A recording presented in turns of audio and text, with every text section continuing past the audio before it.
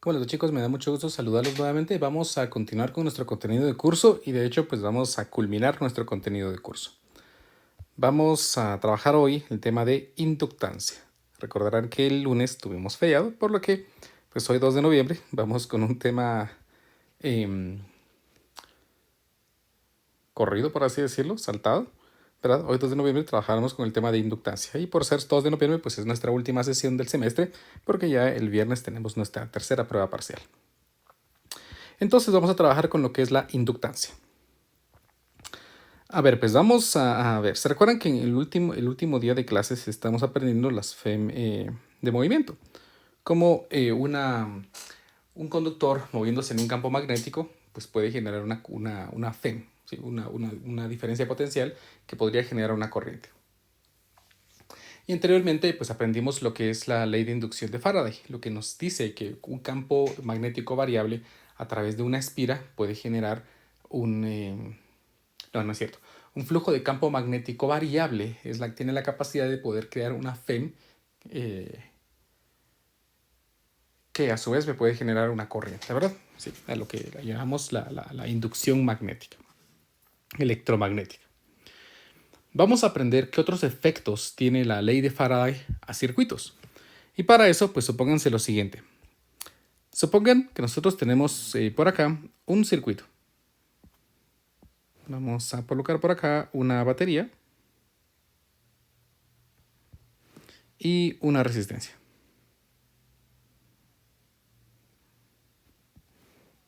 Y vamos a conectar este circuito, o vamos a conectar estos elementos, sería lo correcto, para formar un circuito. Y aquí tenemos entonces un circuito. Recuérdense que la corriente convencional me dice que la corriente en este caso circularía en esta dirección, ¿verdad? ¿Sí? Para poder comprender bien esto de mejor manera, vamos a intentar dibujar este circuito de manera tridimensional. Imagínense entonces que voy a dibujar, vamos a ver algo más o menos así quizás. ¿Sí? Esta parte de aquí, miren, es esta línea de aquí. Esto de acá lo voy a dibujar como que fuera un isométrico más o menos. Vamos a ver.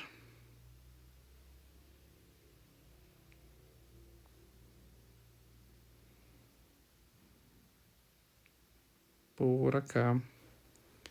Y entonces 2, 4, 6, 7 por acá. No, así no va a funcionar.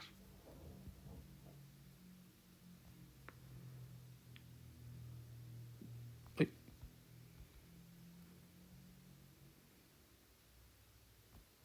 Uy, tampoco. ¿Por qué me hace esto?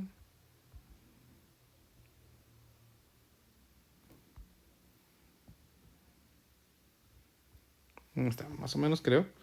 Vamos a ver. 2, 4, 6, 7. 2, 4, 6, 7. Sí, más o menos. Ah, es que aquí subí 3 y aquí subí 2, ¿no? Entonces por eso no me quedó bien.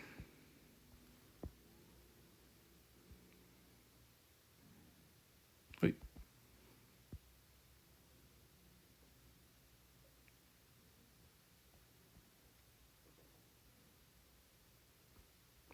Creo que está mejor.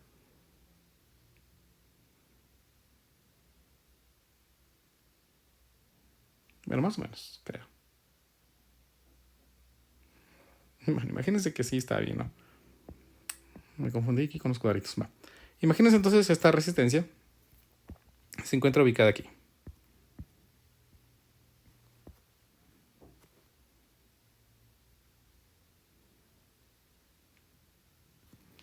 Y nuestra fuente de voltaje está por acá.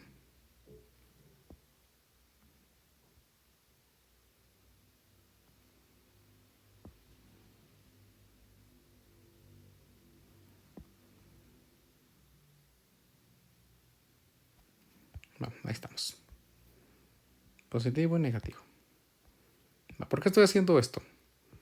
Imagínense entonces que este circuito que nosotros vemos aquí es exactamente el mismo. Ya vimos que la corriente está circulando en esta dirección en este circuito, por lo que aquí tendríamos nosotros una corriente circulando en esta dirección. Por acá, y por acá, y por acá, y por acá, y por acá, y esta por acá. Esta sería la corriente que genera el circuito. Corriente que se puede calcular fácilmente con la ley de Ohm. Porque recuérdense que aprendimos que la diferencia de potencial que genera la FEM, la fuente electromotriz, se calcula como la intensidad de la corriente por la resistencia. Por lo que la corriente sería la diferencia de potencial dividido la resistencia. Y tenemos la intensidad de la corriente. Ahora, quiero que relacionemos esto con lo que nosotros ya aprendimos. Sabemos ahora que un conductor por el que circula corriente ha generado o está generando un campo magnético alrededor de él. Mediante la ley de Biot-Savart y la regla de la mano derecha, nosotros sabemos que si colocamos nuestra mano derecha aquí, de tal forma de que apuntemos nuestro pulgar derecho en la dirección de la corriente y nuestros 4 dedos se cierren alrededor del alambre como queriendo sujetar, pues nosotros cerraríamos nuestros 4 dedos en esta dirección, ¿verdad? Nuestro pulgar aquí y nuestros dedos se cerrarían aquí, ¿verdad? Por lo que el campo magnético rodea al campo, al cable, perdón, en esta dirección. Entonces voy a dibujar algo aquí, vean, así más o menos. Para indicar entonces que el campo magnético que está generando esta corriente circula alrededor del cable en esta dirección. Este es el campo magnético B.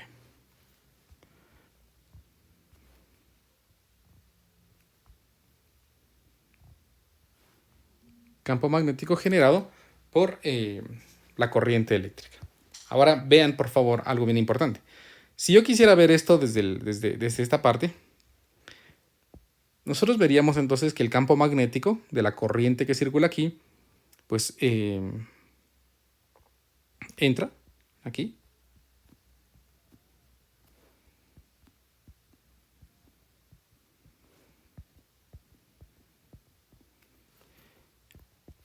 Y entra a la pantalla acá. Sale sería, ¿no?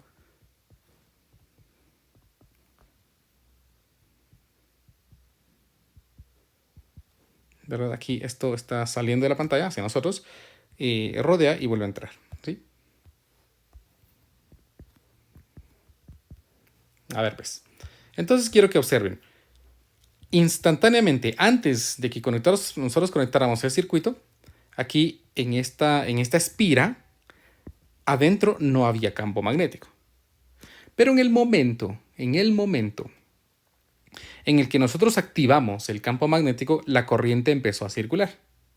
En el momento en el que la corriente empieza a circular, se empieza a generar el campo magnético, por lo que el campo magnético a través del área que está generando esta espira está cambiando. Y por la ley de inducción de Faraday, según lo que sabemos, cuando un campo magnético o un flujo de campo magnético cambia, se está induciendo una FEM.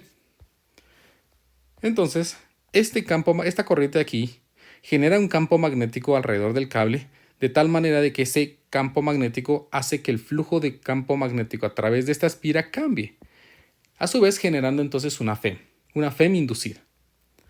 Ahora, recordemos de esta ecuación que la FEM es el negativo de la razón de cambio del flujo de campo magnético a través del tiempo.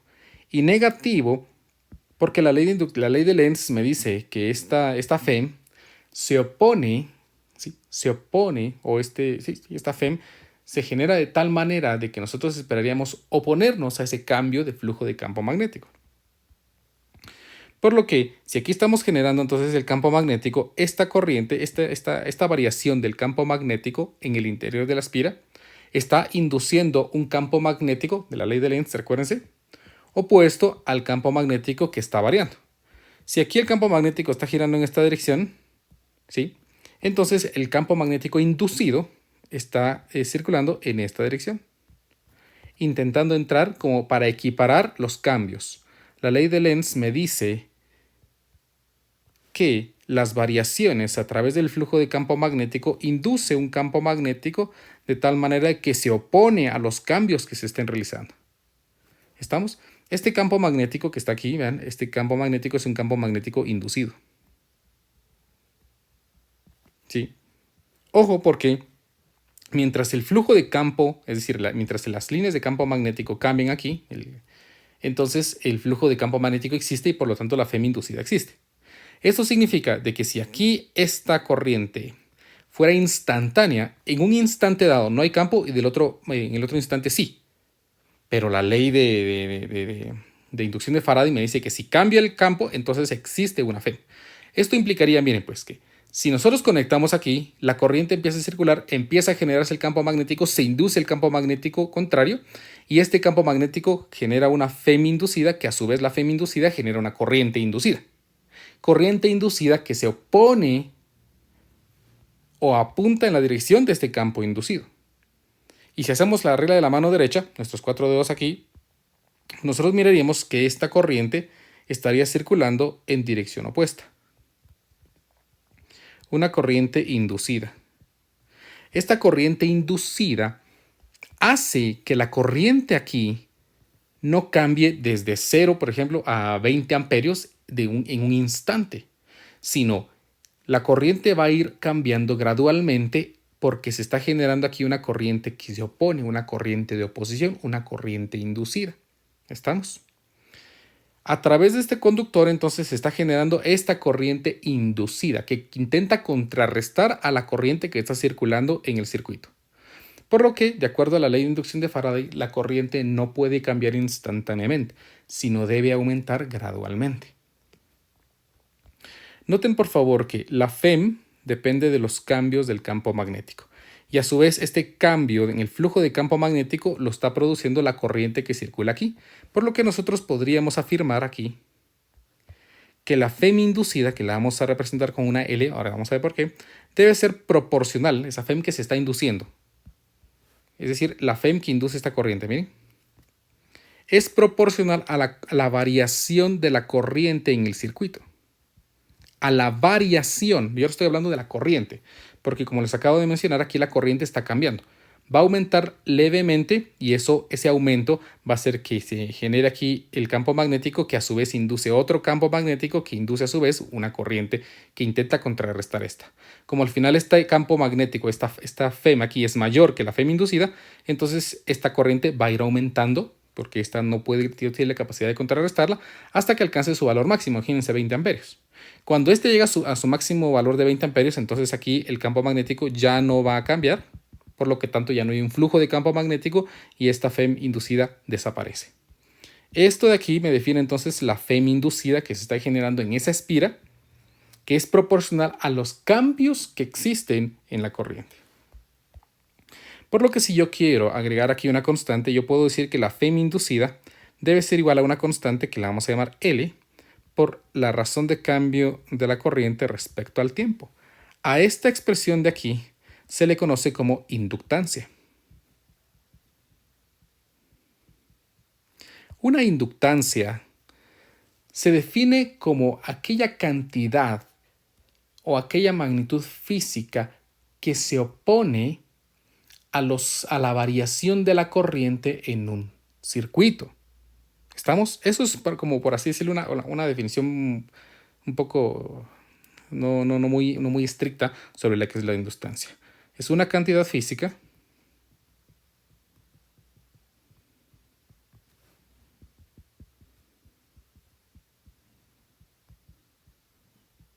que se opone a los cambios de la corriente en un circuito.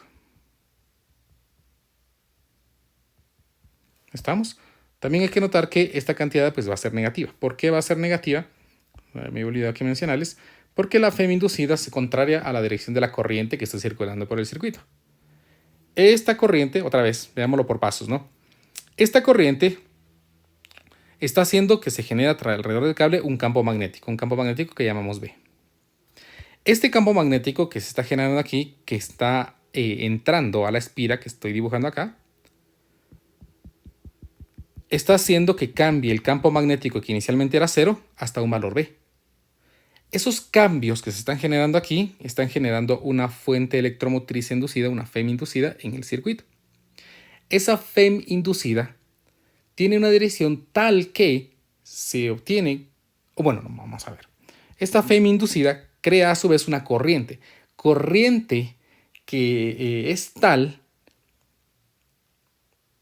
que la podríamos definir como una corriente que se genera cuando existe un campo magnético que intenta contradecir o oponerse al campo magnético que está generando la corriente en el circuito.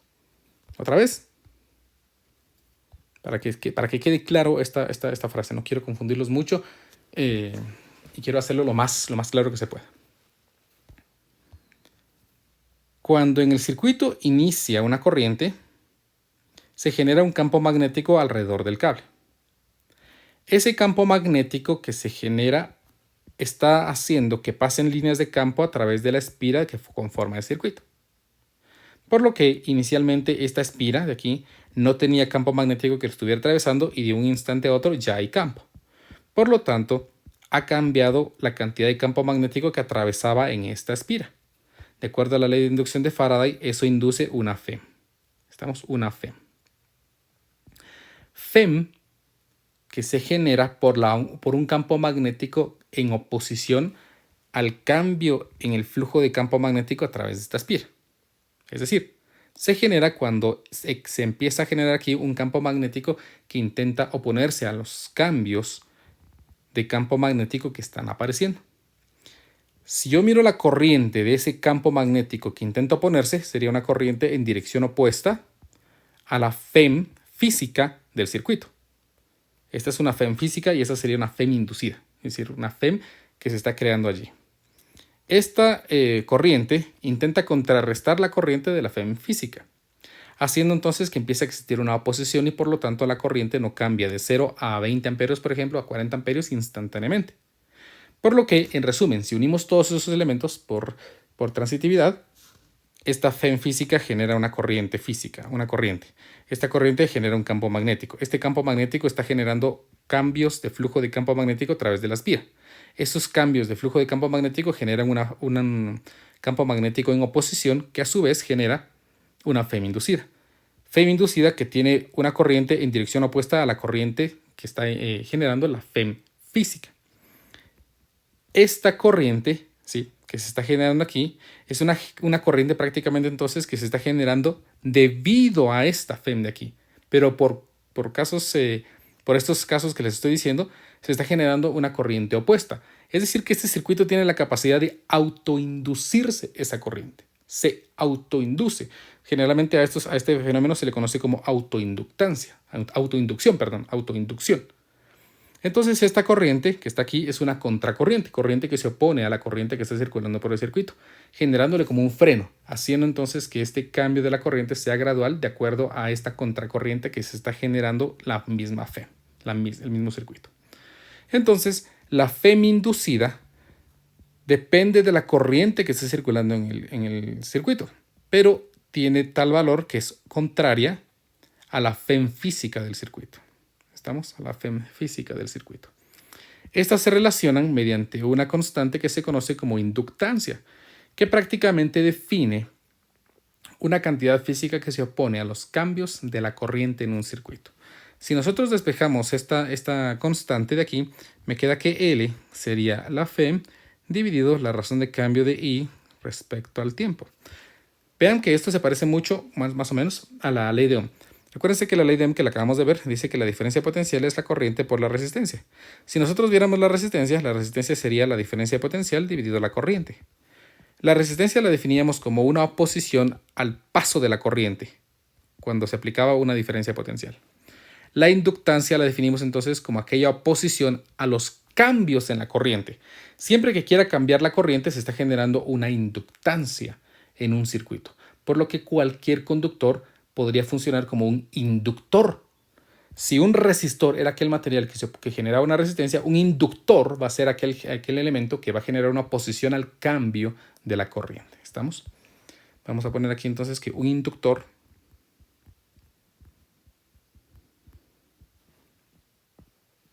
es un elemento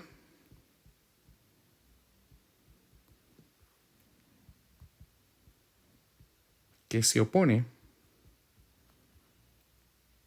no, que genera, sería lo contrario, que genera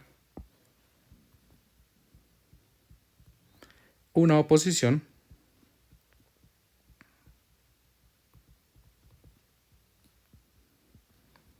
a los cambios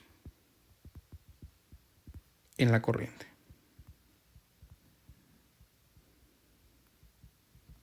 ¿Estamos? Entonces, un inductor es aquel elemento que genera una inductancia. Una inductancia es un elemento que tiene la capacidad de oponerse a los cambios en la corriente. Analicemos las unidades de medida de la inductancia. La inductancia entonces tendría unidades de medida tal que la FEM pues está dada en voltios y la corriente que está dada en amperios sobre segundo. Por lo tanto, el valor de la inductancia tendría valor de voltios por segundo dividido amperio. A esta nueva unidad de medida la vamos a llamar Henry.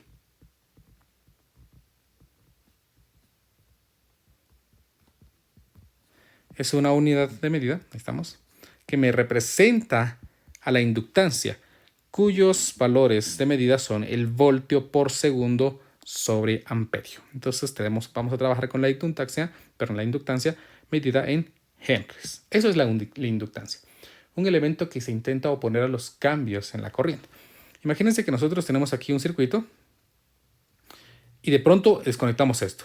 Si aquí nosotros tuviéramos un inductor, que ya es un dispositivo específico como una resistencia, en el momento en el que la corriente va a empezar a bajar aquí, este va a generar una corriente contraria, ¿sí? De tal manera de que intenta oponerse a los cambios, a la reducción de la corriente aquí. Intenta mantener como constante. Esos son los fenómenos físicos que estamos generando aquí. Ese inductor tiene la capacidad entonces de intentar oponerse a que una corriente disminuya o aumente. Mientras más fuerte sea ese inductor, mayor corriente puede generar contraria para oponerse a los cambios de corriente que puedan existir. Practiquemos esta ecuación que acabamos de aprender con nuestro primer ejemplo. Este ejemplo número 1 dice así. Un inductor de 2 henries lleva una corriente estable de 0.5 amperios. Lleva una corriente, ¿verdad? Entonces, como es estable, el inductor no trabaja. El inductor trabaja en el momento en que empiezan a aparecer cambios en la corriente. Cuando se abre el interruptor en el circuito, recuérdense que un interruptor se abra, significa que nosotros vamos a abrir el circuito y va a dejar de pasar corriente, ¿no? Después de 10 milisegundos, la corriente es efectivamente igual a 0. ¿Cuál es la FEM inducida promedio en el inductor durante este tiempo? A ver, pues miremos. Acabamos de ver que la FEM es igual al negativo de la inductancia por los cambios de la corriente respecto al tiempo.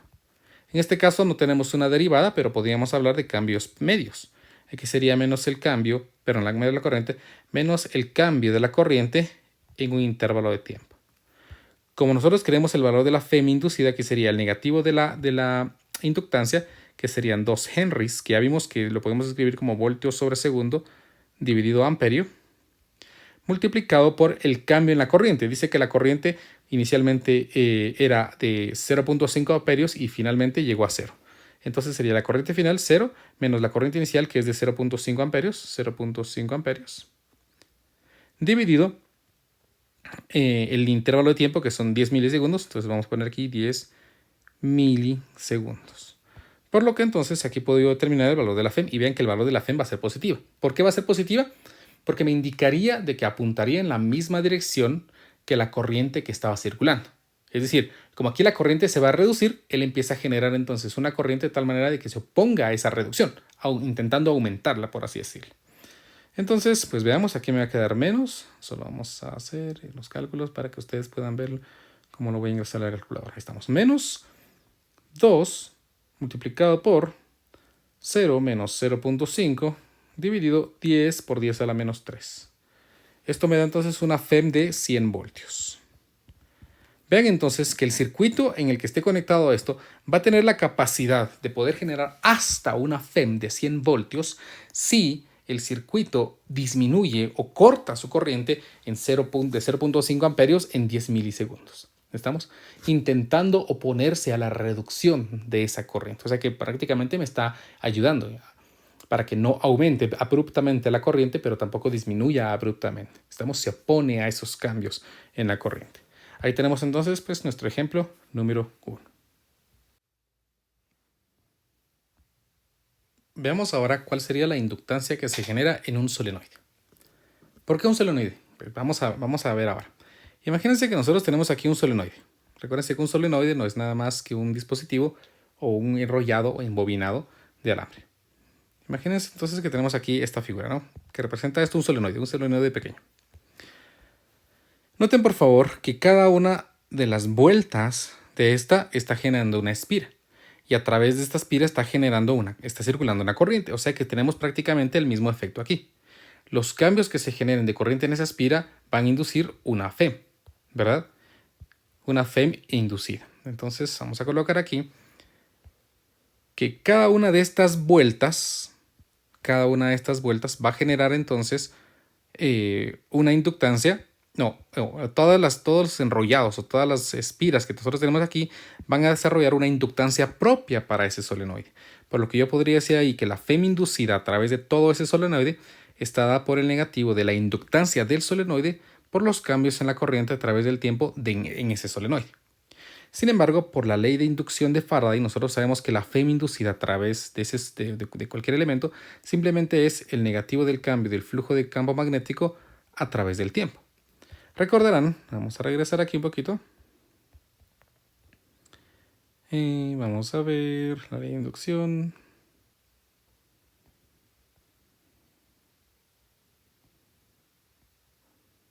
No, perdón. Tengo que regresar más. Vamos a ver. Flujo de campo en un solenoide. Ahí está.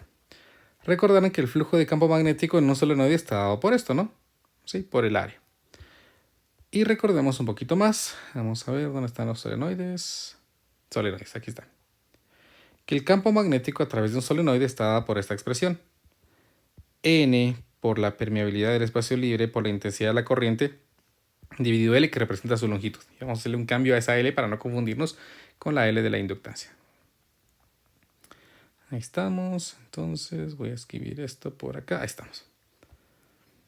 Relacionemos estas dos ecuaciones. Por lo que yo podría escribir aquí entonces que prácticamente el negativo de la inductancia por la razón de cambio de la corriente a través del inductor, de la bobina o del solenoide, es igual al negativo de la razón de cambio del flujo de campo magnético a través del tiempo. Si simplificamos un poquito esta ecuación, la podríamos representar, vean, si cancelamos los negativos, si cancelamos las derivadas, por así decirlo, o integramos ambos lados, aquí me quedaría que la inductancia multiplicada por la corriente es igual al flujo de campo magnético. Vean que ahí no hemos hablado todavía del solenoide. Esta ecuación entonces me está diciendo que el flujo de campo magnético depende de la inductancia y de la corriente que circule a través de algo, ¿verdad? Pero noten por favor que esta FEM refiere al flujo de campo magnético a través de una espira. Pero como aquí tenemos un conjunto de espiras, entonces le vamos a hacer un cambio a esta ecuación. Vamos a escribir aquí que esto sería por el número de espiras. La FEM inducida allí depende del número de espiras, ¿verdad? Que se me estaba olvidando este número de espiras aquí. Entonces, ya cuando hablamos de un solenoide, estoy hablando de que cada una de las espiras me está generando entonces un flujo de campo magnético a través del cual estamos atravesando. Por lo que yo podría escribir aquí que la inductancia de ese solenoide depende simplemente del número de vueltas, del flujo de campo magnético que lo atraviesa y de la corriente que está circulando por él. Sin embargo, acabamos de ver que el flujo de campo magnético a través de un solenoide pues es fácilmente calculable. Vamos a revisar aquí que escribimos, N dividido I, por el flujo de campo magnético. Y vamos a ver, aquí regresemos, eso no hace mucho que lo vimos. Fue cuando vimos la ley de Gauss. Vamos a ver una espira, una bobina circular. No es cierto. Ahí está, el flujo de campo en un solenoide. Vean que lo describimos simplemente como el número de espiras, la permeabilidad del espacio libre, el área del solenoide, la intensidad de la corriente que circula o la corriente dividido su longitud. Por lo que vamos a escribir aquí que el flujo de campo magnético entonces sería el número de vueltas, la permeabilidad del espacio libre, el área del solenoide, la corriente que circula allí, dividido la longitud, que vamos a poner aquí una letra de carta para no confundirnos con la L de inductancia.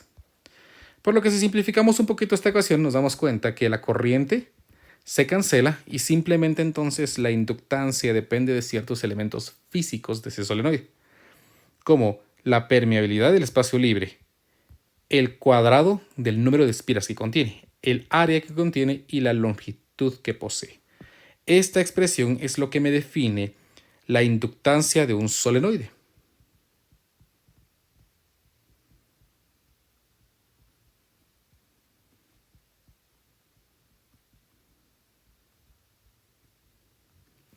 Esa es la inductancia de un solenoide, que principalmente cuando nosotros queremos generar un dispositivo que tenga la capacidad de oponerse a los cambios en la corriente, vamos a colocar un solenoide.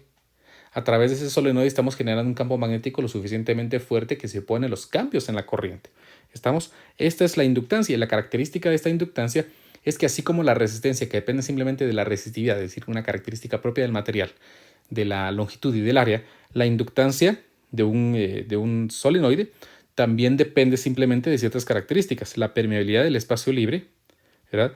Esta permeabilidad va a cambiar, es importante notarlo, si este inductor tiene algo adentro. Si este solenoide tiene algo adentro.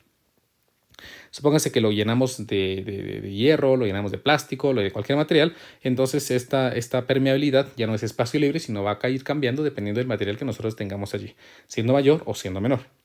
Depende del número de vueltas que tengamos, el área que posee y la longitud. ¿Estamos? Por lo que entonces estamos hablando de que esto es simplemente un solenoide, o cuando lo estamos funcionando para que sea un dispositivo que se oponga a un cambio en la corriente, lo vamos a llamar un inductor. ¿Estamos? En este momento, el solenoide se convertiría en un inductor porque intenta ser un dispositivo que se va a oponer a los cambios que puedan ocurrir en la corriente. Entonces, este inductor se utilizará para evitar que existan cambios en la corriente eléctrica de un circuito. Ese es el objetivo de un inductor, oponerse a los cambios. ¿Y cómo genera o cuál es la forma en que éste lo puede hacer? Pues con el campo magnético que genera, ¿verdad? Recuérdense que la corriente hace que esto se comporte como un imán, le genera un campo magnético. Ese campo magnético, cuando la corriente se disminuye, empieza a aplicarse toda la idea de la ley de inducción de Faraday, intentando entonces oponerse a los cambios en ese flujo de campo magnético, lo que a su vez impide que la corriente cambie, la corriente que está circulando cambie. ¿Estamos? Entonces, pues practiquemos un poquito esta nueva ecuación que acabamos de aprender en nuestro ejemplo número 2. Este problema dice así: un cable de teléfono enroscado forma una espira de 70 vueltas con un diámetro de 1.30 centímetros y una longitud sin estirar de 60 centímetros. Determine la autoinductancia de un conductor en el cable sin estirar. La autoinductancia, pues es esa inductancia L que el problema me pide. Bueno, acabamos de ver entonces, vean, que aquí tenemos prácticamente un inductor, pero un solenoide, porque tenemos una espira de 70 vueltas, ¿sí? Un conjunto de espiras de 70 vueltas, prácticamente es un solenoide, con un diámetro de 1.30 centímetros y una longitud sin estirar de 60 centímetros. O sea, la longitud, me está hablando aquí el problema, que la longitud de este solenoide es de 60 centímetros, o sea, 0.6 metros. Me están dando que el diámetro es de 1.30 centímetros, por lo tanto el área la calcularíamos como pi cuartos de ese diámetro al cuadrado, 0.013 porque son centímetros.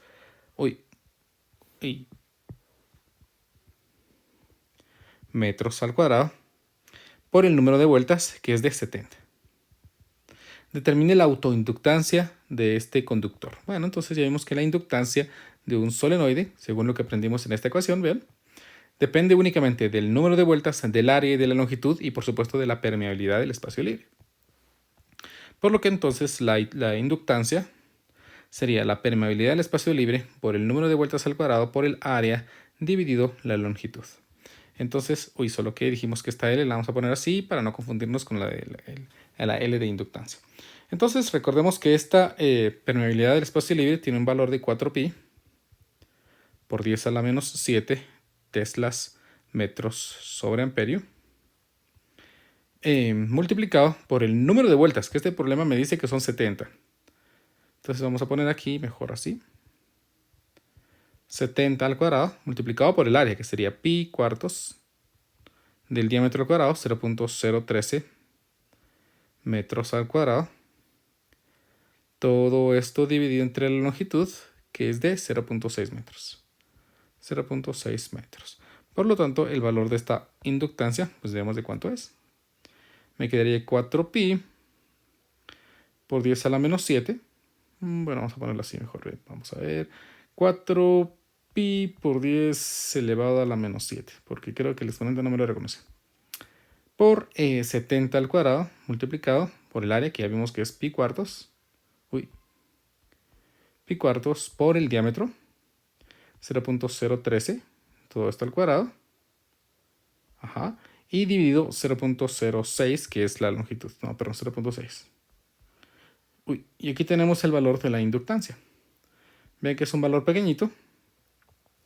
Siempre utilizamos potencias de 10 múltiplos de 3. Recuérdense, 1.36 por 10 a la menos 6 henries, que es la unidad de medida de la autoinductancia. ¿Estamos? Aquí tenemos entonces el valor de la inductancia en henries. Y así pues resolvimos fácilmente nuestro ejemplo número 2, que prácticamente simplemente es un problema de sustitución. Vamos con nuestro último ejemplo de la clase del día de hoy, en el que estamos introduciendo la idea de inductancia. A ver, este problema dice así. Una corriente de 40 miliamperios. Bien, aquí el problema me está dando la corriente. Entonces vamos a poner la corriente así minúscula ahora. De 40 miliamperios. Se conduce por un solenoide con un núcleo de aire uniformemente rodeada con 450 vueltas. Aquí me dan el número de vueltas, que son 450 vueltas. Un diámetro de 15 milímetros. Vean que me están dando el diámetro. 15 milímetros. Hasta ahora prácticamente igual que el problema anterior.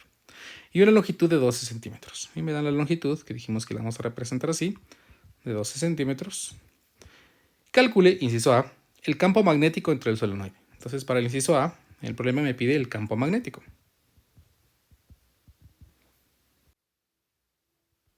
El inciso B me pide calcule el flujo magnético a través de cada vuelta. Bueno, el flujo magnético entonces del solenoide. Entonces, inciso B, me piden aquí el flujo de campo magnético. El inciso C me dice, ¿qué pasaría? No, la inductancia del solenoide. Entonces, la inductancia es para el inciso C. Y el inciso D, ¿qué pasaría si la corriente fuera diferente? ¿Cuál de estas cantidades cambiaría? Bueno, es un inciso D, pues ya es un poquito más analítico. A ver, pues empecemos por lo sencillo. ¿Cómo calculamos el campo magnético dentro de un solenoide? Pues si quieren vamos a verificar nuestras ecuaciones. Esto no hace mucho que lo vimos. Vamos a ver, flujo de campo magnético y aquí está el solenoide. Solenoides. Pues vean que definimos, aquí abajo está, que el campo magnético de un solenoide simplemente es el número de vueltas, la permeabilidad del espacio libre, la intensidad de la corriente que circula por él y la longitud. ¿Sí? Ese es el campo magnético dentro de un solenoide. Entonces, vamos a ver, ¿dónde estamos aquí? Acá. Entonces, para calcular el campo magnético B, simplemente es la permeabilidad del espacio libre, el número de vueltas, la intensidad de la corriente y dividido la longitud, ¿verdad? Ahí tenemos entonces el campo magnético. Por lo que en este caso, pues me quedaría aquí, que el campo magnético sería la permeabilidad del espacio libre, 4pi por 10 a la menos 7 teslas metros sobre amperio, multiplicado por el número de vueltas, que son 450, ¿no? Sí. 450 vueltas por la intensidad de la corriente, que son 40 miliamperios. Todo esto dividido entre la longitud. Y la longitud, pues ya vimos que es de 12 centímetros. Entonces 0.12 metros. Entonces el campo magnético, bien que aquí está fácil hacer el análisis dimensional. Amperios con amperios, metros con metro y me queda Tesla. Entonces pues veamos cuánto me va a quedar aquí. Es 4pi. Vamos a ponerlo mejor en fracción de una vez. Esto es 4pi. Uy.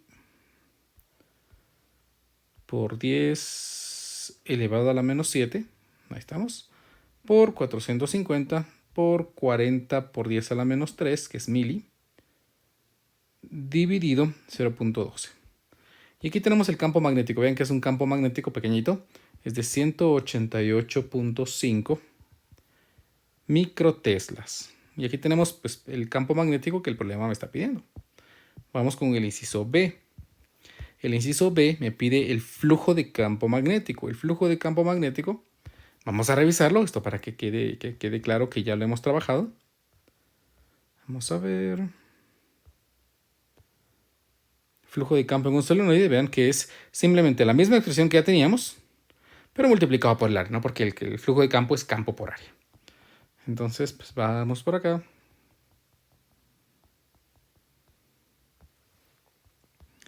Y tenemos entonces que el flujo de campo magnético sería la permeabilidad del espacio libre, el número de vueltas, la intensidad de la corriente, el área, dividido la longitud. Por lo que en este caso pues tenemos todos los elementos.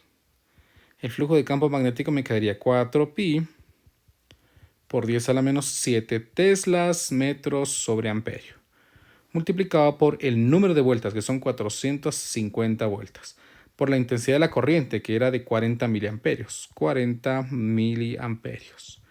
Todo por el área. El problema no me da el área, pero sí que me da el diámetro, que son 15 milímetros. Entonces recuérdense que para el área pues es pi cuartos del diámetro al cuadrado. 15 milímetros, no. Sí. Vamos entonces 15 milímetros. Todo esto al cuadrado. Y dividido la longitud. Y la longitud es de 12 centímetros. 0.12 metros. Aquí tenemos entonces la expresión que me define el flujo de campo magnético. Bien sencillo. Para este caso entonces me quedaría 4pi por 10 a la menos 7 por 450 por 10 por 40 por 10 a la menos 3 por, voy a agregar aquí entonces pi cuartos, no séptimos, pi cuartos por 15 por 10 a la menos 3, que es milímetros al cuadrado.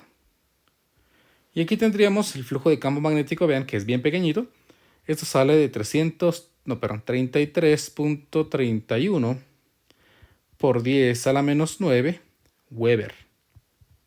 Recuérdense que el flujo de campo magnético se mide en Weber, que es teslas metro cuadrado. Entonces aquí tenemos pues, el flujo de campo magnético. Vamos con el inciso C. El inciso C me pide la inductancia. La inductancia, pues acabamos de ver que depende únicamente de la permeabilidad del espacio libre, el número de vueltas, el área y la longitud, ¿verdad? Esta es la ecuación que acabamos de aprender. La tenemos por aquí. Entonces, pues también es simplemente sustitución. La permeabilidad, 4pi por 10 a la menos 7 teslas metros sobre amperio, multiplicado por el número de vueltas al cuadrado, 450 vueltas al cuadrado, por el área, otra vez pi cuartos, del diámetro, que era 15 milímetros. 0.15, no es cierto. Pongámosle aquí así mejor, 15 milímetros al cuadrado. Y todo esto dividido entre la longitud, que ya vimos que son 12 centímetros, perdón, 0.12 metros. Entonces veamos cuánto es la inductancia de este solenoide. 450 al cuadrado. Vean que aquí no me interesa el valor de la corriente, sí me interesa el valor del área, y 0.12 metros. Y entonces pues aquí tenemos el valor de nuestra inductancia, que sería de 374.74 por 10 a la menos 6 henries. Y aquí tendríamos entonces pues los datos que el problema me está pidiendo. Para el inciso D, el problema, recuérdense, me pide. ¿Qué pasaría si la corriente fuera diferente? ¿Cuál de esas cantidades cambiaría? Pues eso está bien fácil, porque vean que el campo magnético depende de la corriente. Depende de la corriente. Por lo tanto, si la corriente cambia, entonces por supuesto que va a cambiar el campo magnético. El flujo de campo magnético también depende de la corriente, por lo que si la corriente cambia, pues también va a cambiar el flujo de campo magnético. Pero si observamos, la inductancia de este solenoide depende únicamente de elementos geométricos o de elementos longitudinales, por así decirlo, del área y de la longitud, ¿sí? De sus propiedades de dimensión. Y no depende de la corriente, por lo que simplemente estábamos diciendo de que los datos que cambiarían sería el campo magnético, el flujo de campo magnético y nada más. Entonces, cambiarían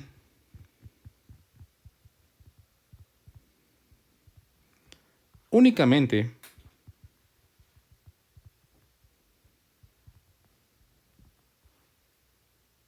el campo magnético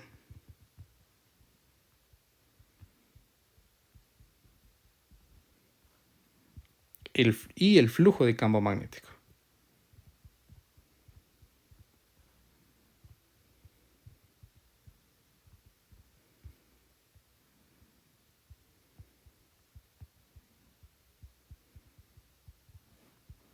La inductancia